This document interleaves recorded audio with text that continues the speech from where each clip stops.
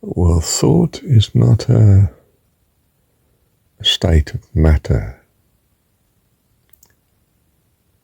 And therefore it doesn't travel, have a time dimension of movement. It's an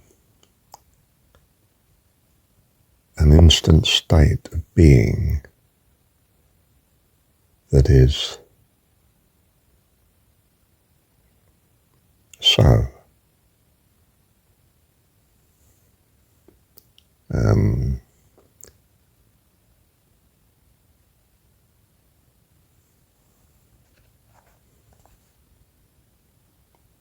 We think of light as having a source,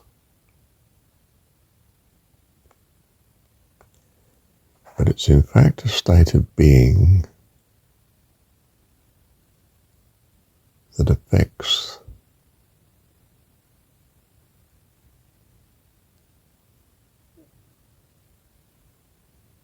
can affect everywhere, but does affect where the matter is sensitive to it.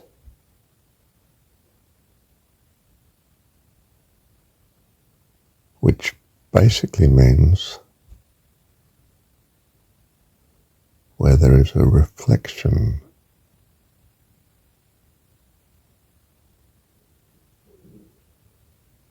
of such. But reflection is not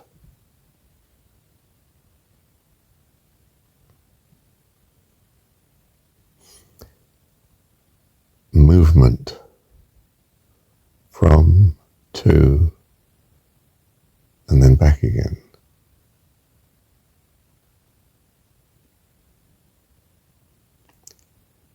It's a state of being that affects the matter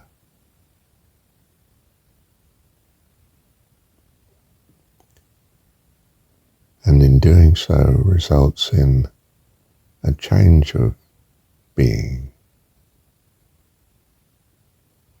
which you may detect with the eye as light.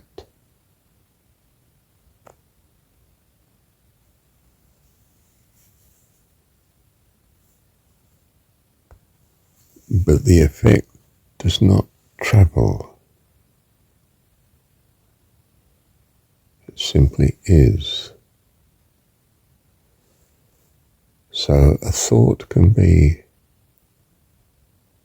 detected anywhere in, if you like, the universe, instantaneously with the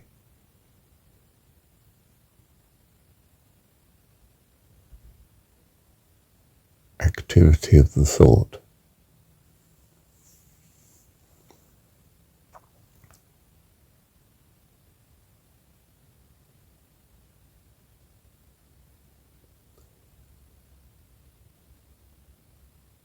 So light is not an object.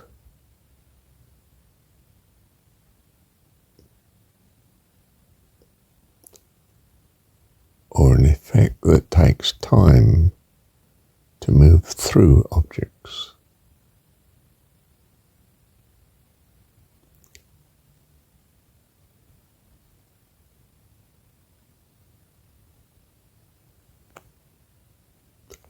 And life similarly is like light.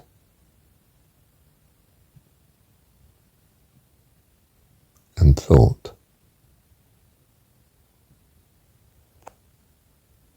And the existence of light thought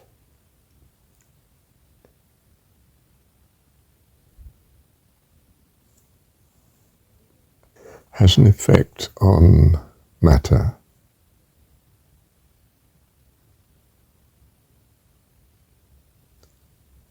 But it's not a ripple effect.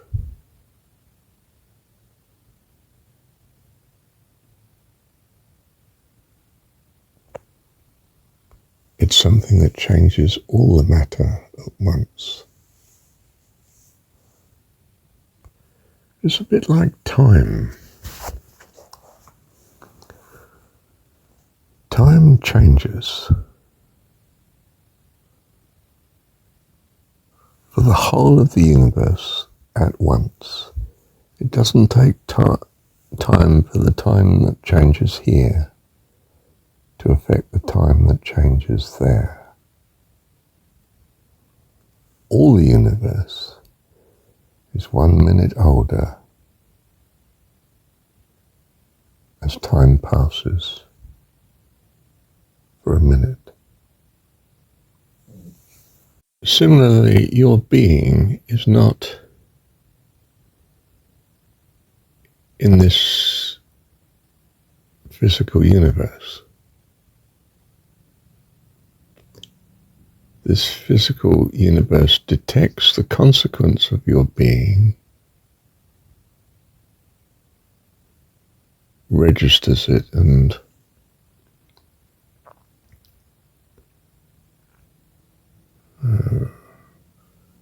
affects this universe accordingly.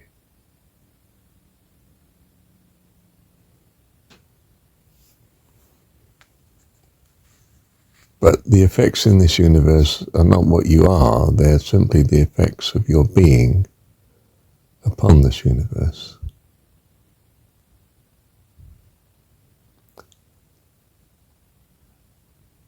And this universe is responding to the effects of many lives, many thoughts,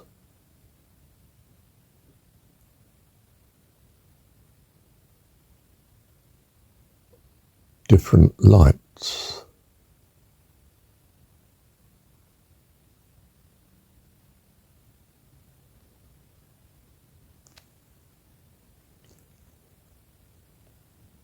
and the matter that we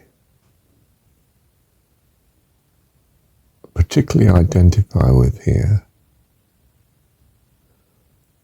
responds to our thought and being, our life, accordingly.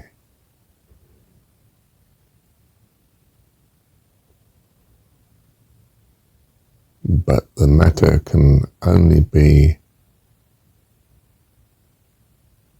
affected in one way at once, not its opposite way as well.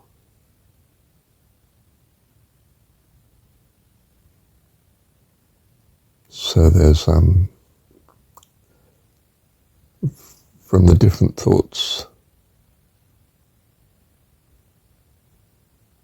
and its effect on matter, there are pressures between matter, which we register as thoughts or light.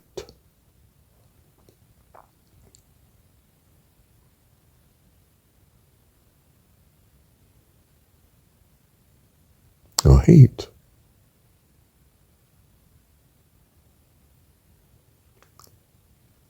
As the matter takes time to affect other matter.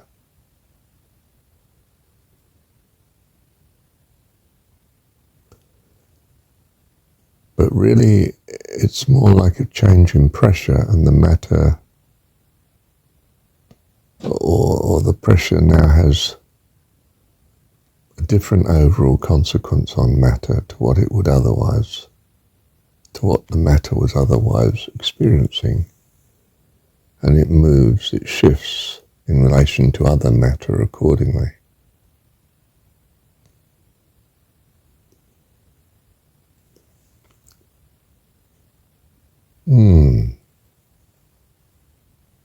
So the thoughts of the universe have resulted in matter being in a particular configuration, and your individuality of being may change the impact of thought upon matter.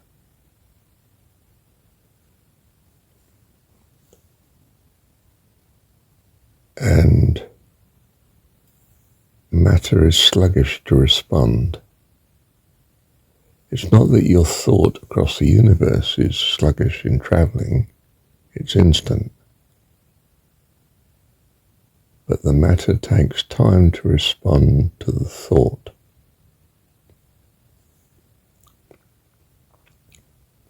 The thought is not located. So I can affect your brain wherever you are in the universe. And by universe now I mean some all of being.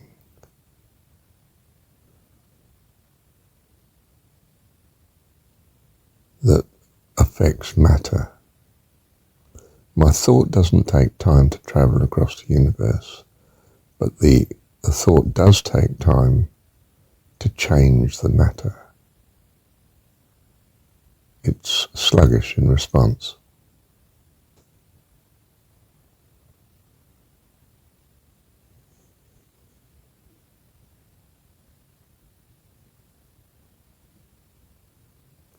So I have a thought that's, say, red colour.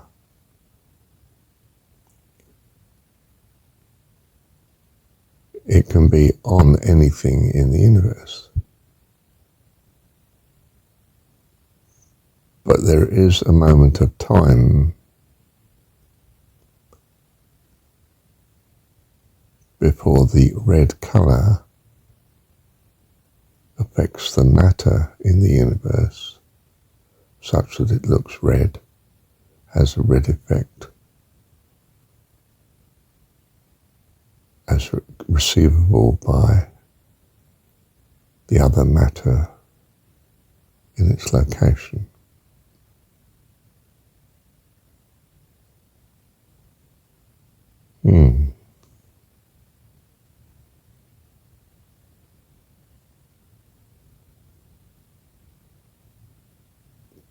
But we can think of a thing as receiving the heat instantly, but takes time to receive a lot of heat and therefore glow a lot.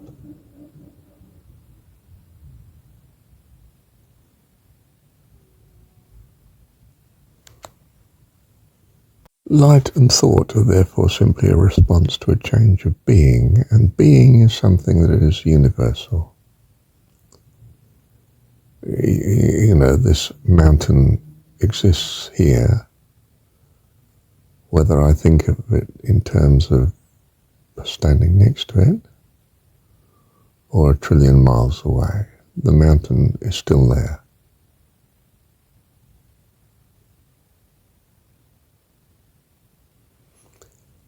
The mountain being there or not being there is an instant thing that's true for the whole of the universe.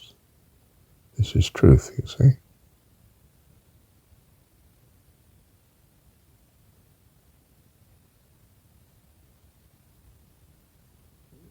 But unless my thinking actually removes the mountain, it's going to be there and there for all people.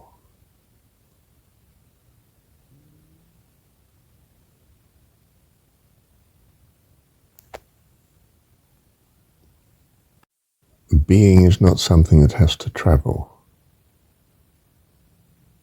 It simply changes for the whole of the universe at once. And light similarly is like this. The light is not having to travel from one point to another, but the effect of its being is less and less the further you are away from it, and so the detection of the effect takes longer to build up and be noticed. And we get this, you know, you can look at a dark part of the universe, there seems to be no light coming from a galaxy. But if we leave the exposure long enough, we gather enough light, the light's been shining on the sensitive plate long enough to change it. And so the further away we are, the more we get the impression that it's taking longer to get here. It's not. It's that the further away you are, the light is more diffused, so it has a weaker effect, and your sensitivity to the effect takes longer.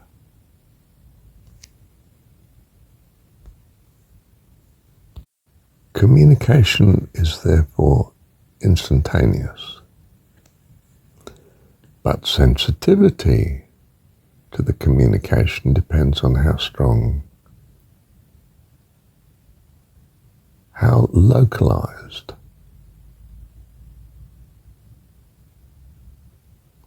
the change is. If you like, a nearer person notices the light sooner.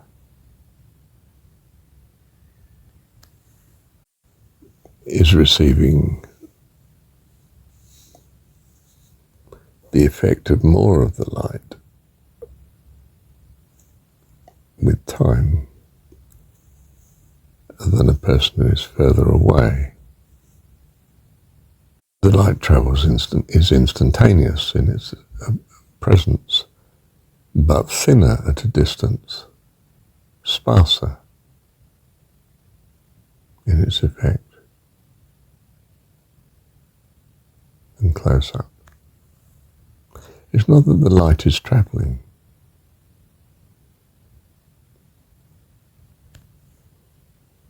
It's that distance has the effect of being weaker,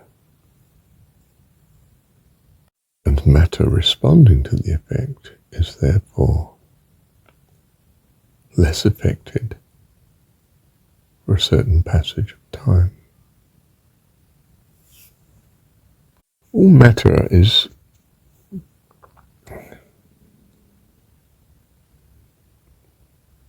existent as a consequence of thought.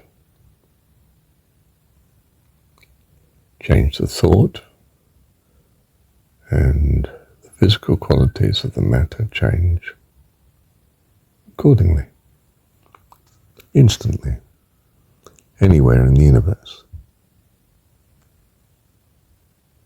So you might be thinking in England and me in New Zealand, and I think a certain thought into your mind.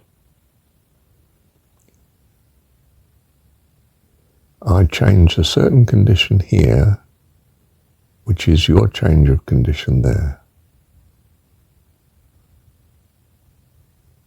simultaneously, instantly.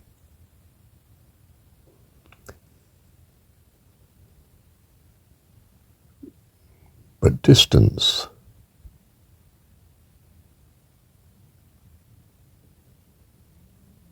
means less effect when we're talking about sound and light.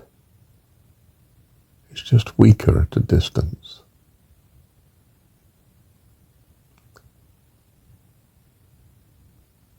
Thought is not like that. My thinking of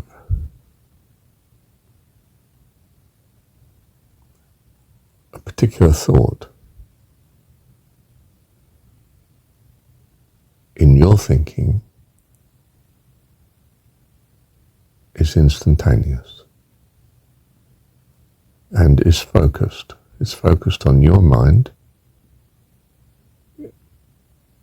in my mind. And that pressure for your brain to respond depends on how strongly I'm thinking the thought. So what I powerfully think is something that you detect straight away.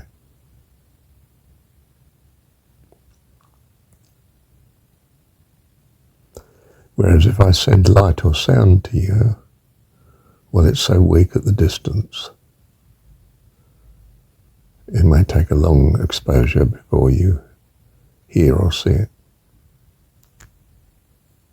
And the density of the matter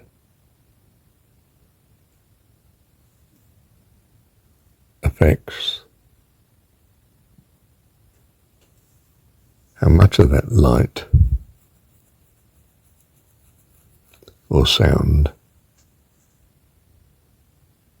is distributed to your receptive surface. And that's considerably less as we double the distance, you know. As we double the distance, it's the signal, if you like, is only a quarter as strong.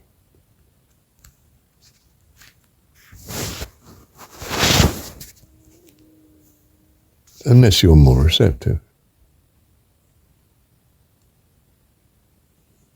in which case the signal is stronger according to your receptivity. Which in terms of matter would be, well, if you were twice the width and twice the length, then you would be making up for the weakness of the signal by receiving it on a larger surface. Quite simply, a long aerial will pick up the signal rather better, so to speak. It's picking it up just as well as a small aerial, but more of the aerial means more of the signal. This is not so with focused thought. If I focus firmly on location, the location responds instantly as regards the matter in it. God holds matter together by his thought.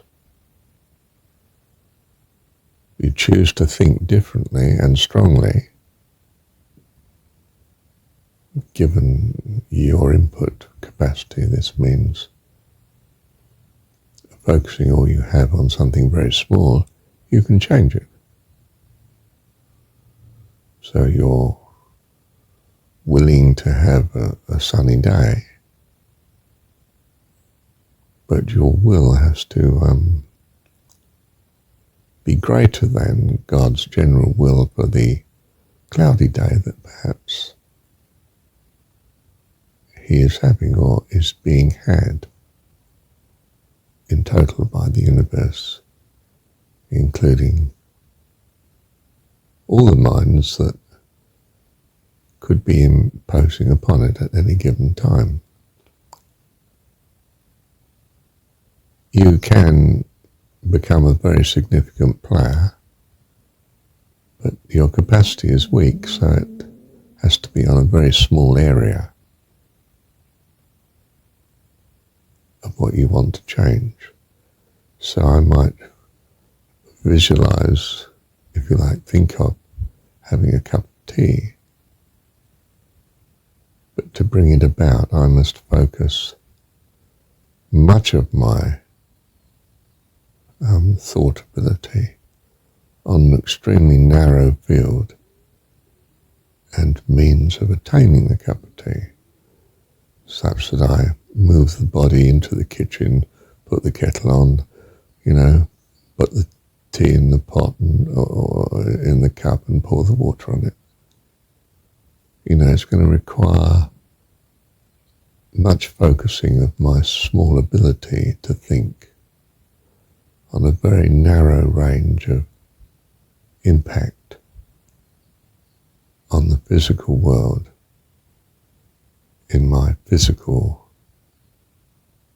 considered location. The attachment to the body localizes my thought and allows me to achieve much on this extremely small front in the universe called my body and its location to other matter of the universe.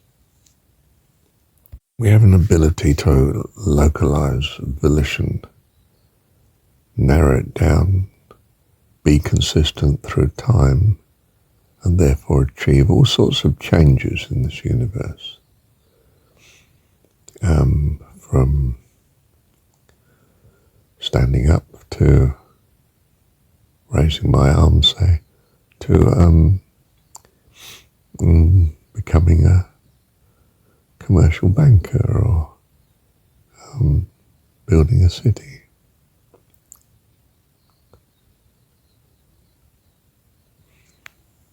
Life is the ability to think much more and affect this universe accordingly. A depressed person is a person with less hope. Less hope is simply a narrower exercise of the mind, of the being of purpose, and an unwillingness to focus one's purpose narrowly enough to change the immediate field of matter that you've identified as your being. You're not identifying your being very strongly at all, and not focusing its ability narrowly enough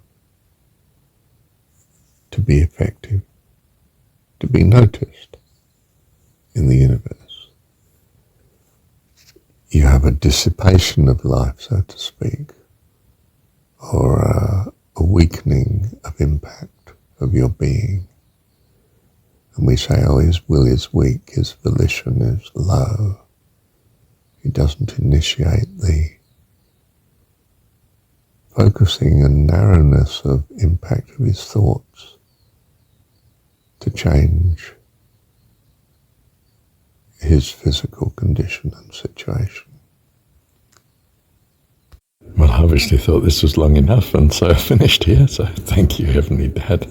And we go on to the next part of this recording, part B. Thank you, Dad.